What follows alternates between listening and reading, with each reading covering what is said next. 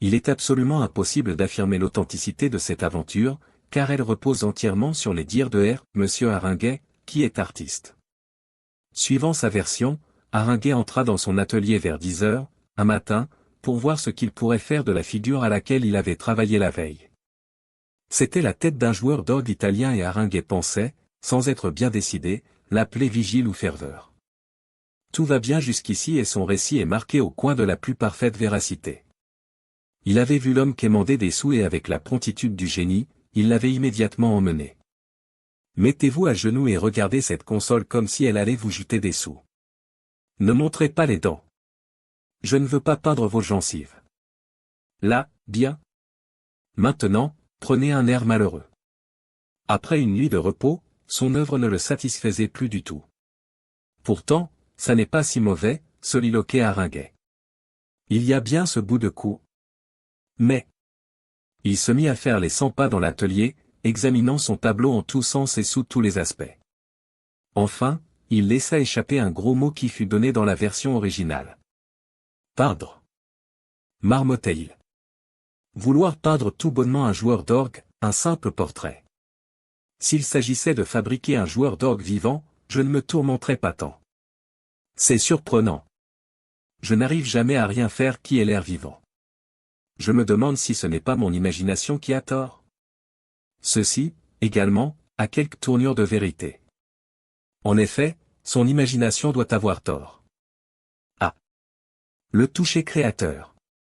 Prendre une toile et des couleurs, et faire un homme, comme Adam fut fait de terre rouge.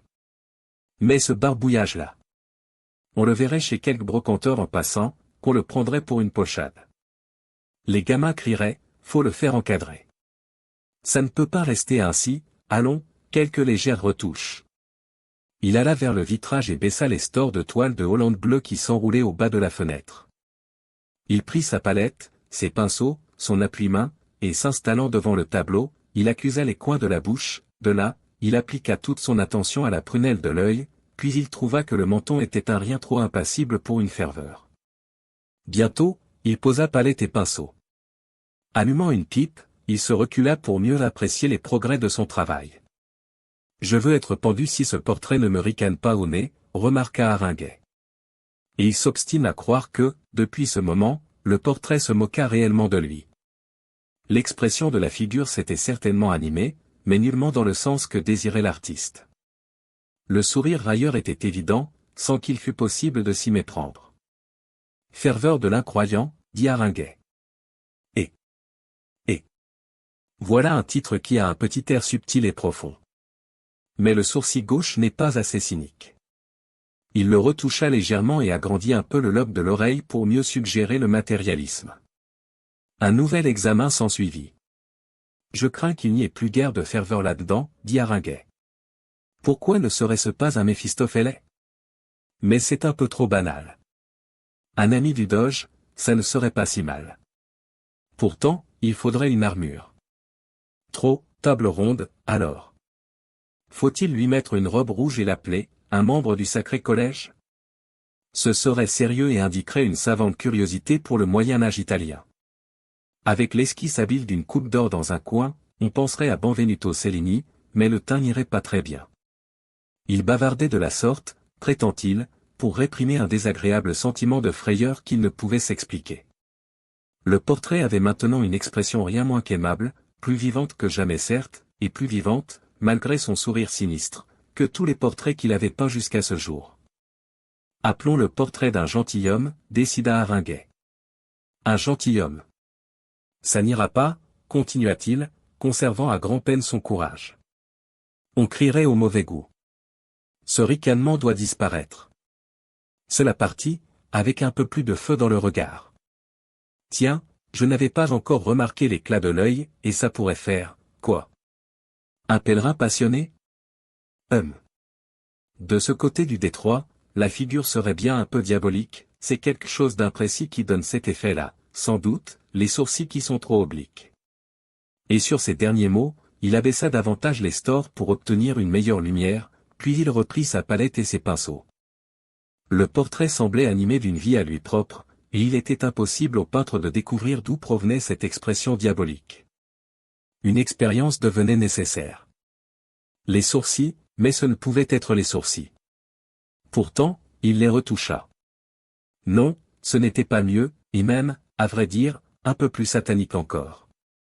Le coin de la bouche? Toujours ce retroussement railleur, et maintenant, retouché, il était hideusement sinistre. L'œil alors? Catastrophe. Il y mettait du vermillon et il était sûr cependant d'avoir pris du brun. L'œil, maintenant, semblait rouler dans son orbite et lui lancer des regards enflammés. Avec un mouvement de colère, peut-être avec le courage de l'épouvante, il flanqua son pinceau plein de rouge à travers la toile, et alors, une chose fort curieuse, une chose fort étrange vraiment se produisit, si elle se produisit réellement. Le diabolique Italien ferma les yeux, plissa la bouche et essuya avec sa main la couleur qui le barbouillait. Puis l'œil rouge se rouvrit, avec un bruit de lèvres collées qui se séparent, et souriant, le portrait proféra. Vous avez les mouvements un peu vifs. Haringuet déclare qu'à ce moment, les choses en venant au pis, il retrouva tout son sang-froid. Il avait la réconfortante persuasion que les démons sont des créatures raisonnables. Et vous, répliqua-t-il, qu'avez-vous à vous trémousser sans cesse, à faire des grimaces et des singeries, à ricaner et à loucher, pendant que je peins? Je ne bouge pas, répondit le portrait. Vous ne bougez pas? S'exclama Haringuet. Mais non, c'est vous. Ah. Non, ça n'est pas moi.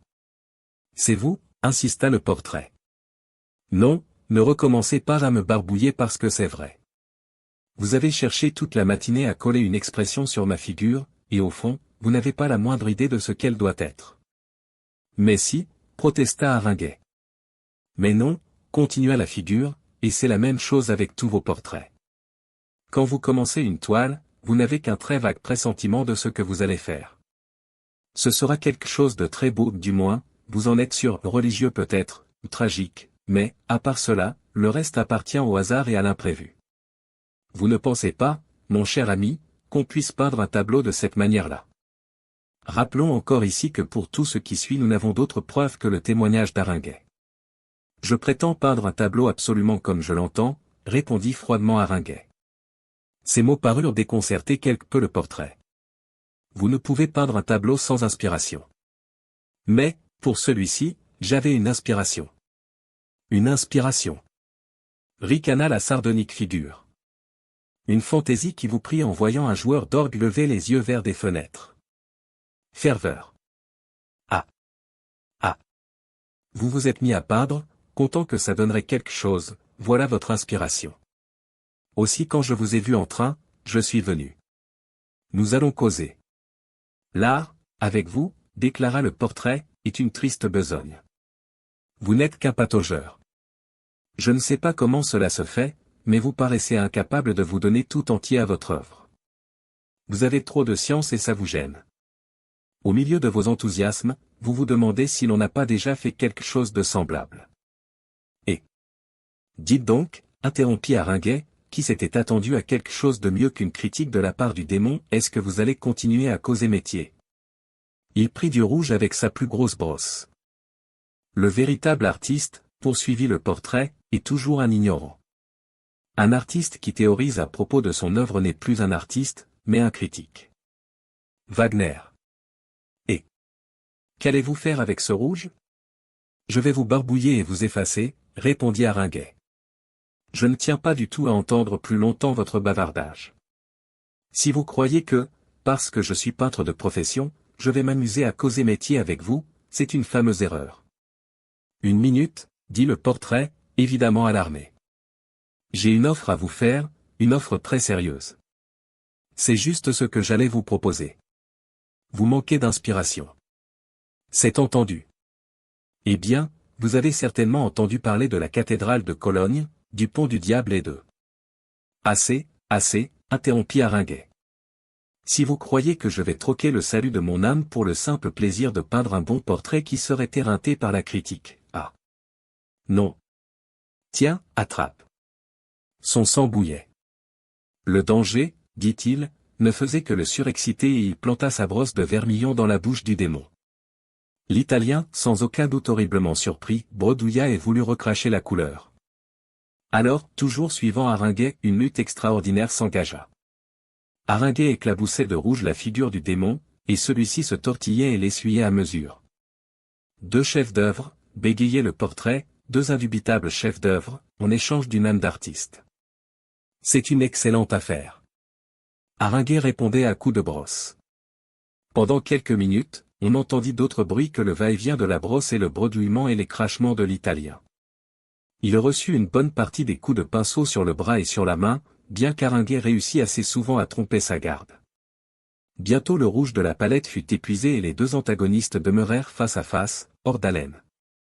Le portrait était tellement barbouillé de rouge qu'on eût pu croire qu'il avait traîné dans un abattoir, il haletait péniblement et semblait fort mal en point avec la couleur liquide qui ruisselait au long de son cou.